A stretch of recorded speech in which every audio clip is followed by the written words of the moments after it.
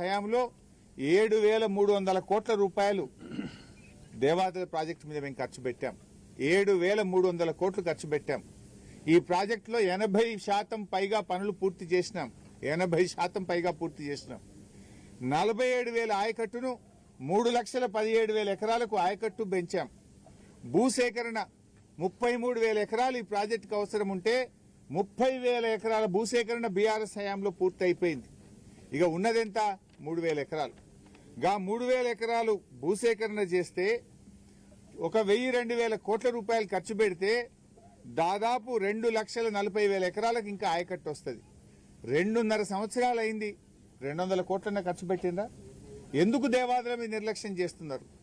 BRS party ఏమో 7,300 కోట్లు ఖర్చు పెట్టి 3,17,000 ఎకరాలకు నీళ్లు ఇచ్చింది. 80% ప్రాజెక్టును బీఆర్ఎస్ పూర్తి చేసింది. మరి 2.5 సంవత్సరాలైంది కాంగ్రెస్ ప్రభుత్వం వచ్చి.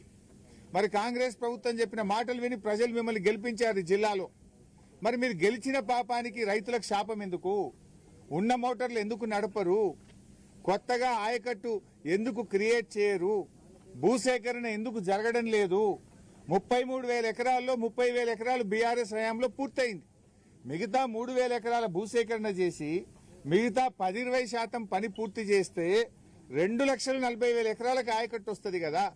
ఎందుకు కాంగ్రెస్ పార్టీ ఫెయిల్ అవుతుంది?